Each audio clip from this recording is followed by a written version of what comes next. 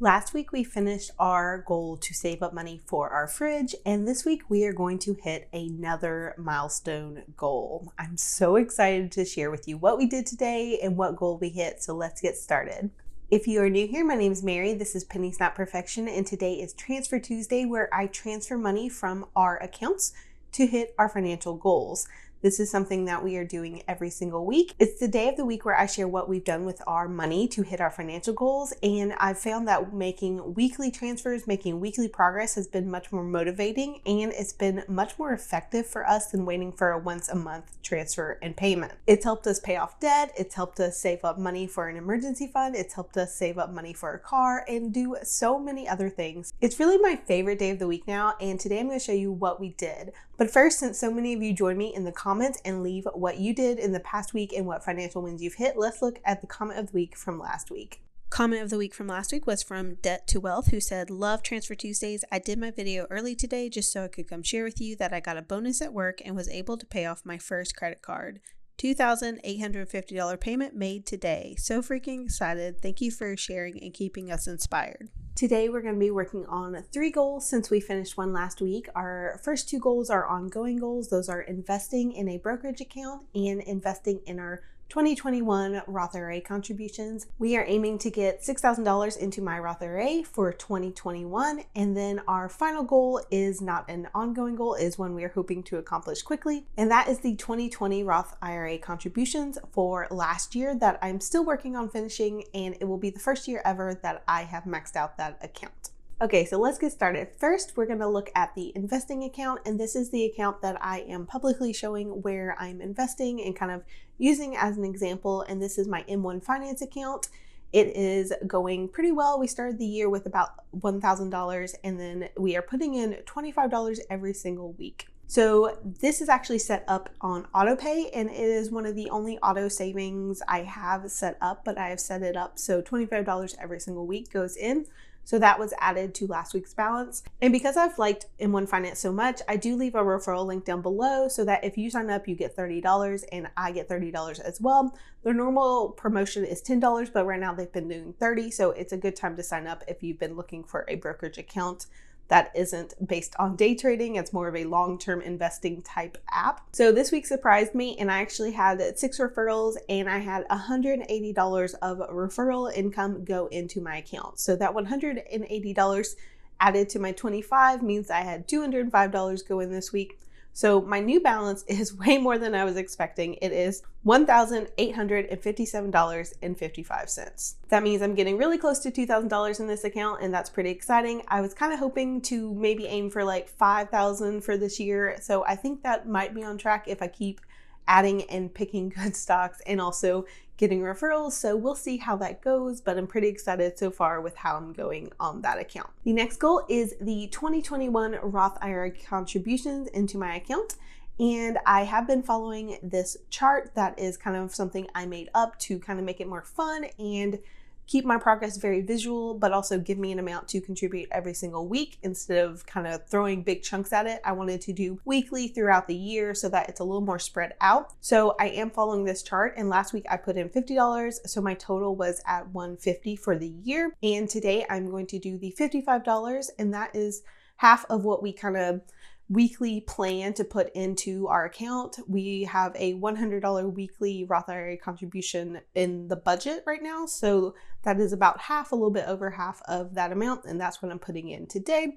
So the total for my 2021 contributions is $205. That means last week I was at 2.5% and now I'm up to 3.4%. So we're making progress there. It's nothing big, it's nothing crazy, but it's steady, consistent progress every single week, which you know I love. And now finally, we're down to the last goal. So the last goal is my 2020 Roth IRA contributions, and the goal for that was to max it out, which I've never done before, and to put $6,000 into my Roth IRA for 2020. Last week, we had put in $5,300 up until that point, so we were at 88% funded.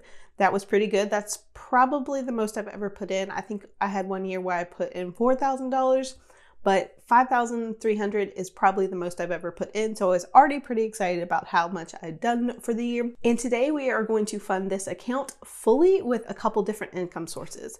So number one, we're doing the bank account challenge, which is $4 put toward this goal. Then we are going to use some of my Etsy profits. So I sell printables and trackers and things on Etsy, and I did get a couple payments from that. So we're going to use that money. Then we're going to use the extra $45 from our weekly planned amount. So that's going in there too. And I am using my personal money that I've been saving up. So we have a personal budget every single paycheck that we get money, and I've been setting mine aside because I wanted to buy an iPad. My husband has an iPad and it looks awesome. And then a lot of creators I follow have started doing their budgets on their iPads, and they do all sorts of cool stuff with Procreate and stickers. And I think it would be something that I really, really like. So I've been setting aside some of my personal money every single time I get money so that I can save up and purchase an iPad. But instead, I'm going to just throw that money toward this goal because I want it to be done. So I will be delaying the purchase of something for me, my iPad, for the foreseeable future, but I will be contributing to this long-term goal, which I'm very excited about as well.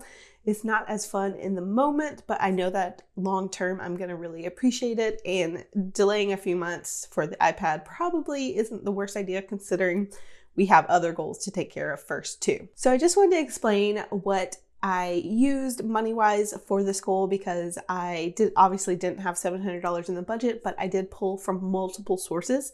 And all of those extra income sources are what is funding this. And I am putting in $700, which is a big amount on 1 week. And now I am at $6,000. We are fully funded for 2020 Roth IRA. This is very exciting because I am checking off another goal from my list of goals, and we are just knocking stuff out really quickly so far this year. That means we get to move on from that goal to our next one, which is a little baby savings fund. I am only 7 weeks away from giving birth, so I don't have a ton of time to save up for specific baby stuff.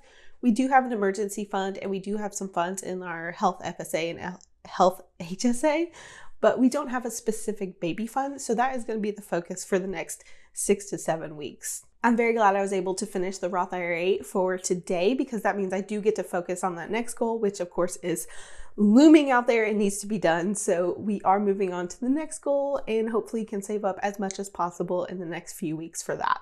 So today I'm going to celebrate another goal. It did require a sacrifice of something I wanted for something I feel like instead we needed, because we do need to kind of pump up our retirement savings in those accounts. But in the end, I think it would be worth it. So check back with me in like 30 years to see if I'm happy that we have money or if I really missed that iPad that I wanted in January of 2021 for becoming debt-free. Sometimes that's what we have to do in order to hit these bigger long-term financial goals. Sometimes you have to sacrifice things that you want in the moment or that you want to spend money on. And while it's not necessarily always fun, I think in the end it's a good choice. So I'm happy with our choice. So comment club, if you've watched this far, I would like for you to type down below, think long-term, because a lot of the things that we're doing here and a lot of the financial goals that we're all working on are these long-term goals that are going to set us up for a better life in the long term, in the future. But it does sometimes require the immediate sacrifices of things like going out to eat or buying new electronics, stuff like that. Sometimes we have to sacrifice our wants in the moment in order to think long-term and provide for ourselves in the future. Our future selves are going to be really excited that we thought about it and are going to be really happy that we made these choices, even if it does feel bad in the moment. So type think long-term down below and let me know what long-term goals you're working on, and of course what you did for Transfer Tuesday and what wins you had this week. I will see you guys next week when we start on our next big goal.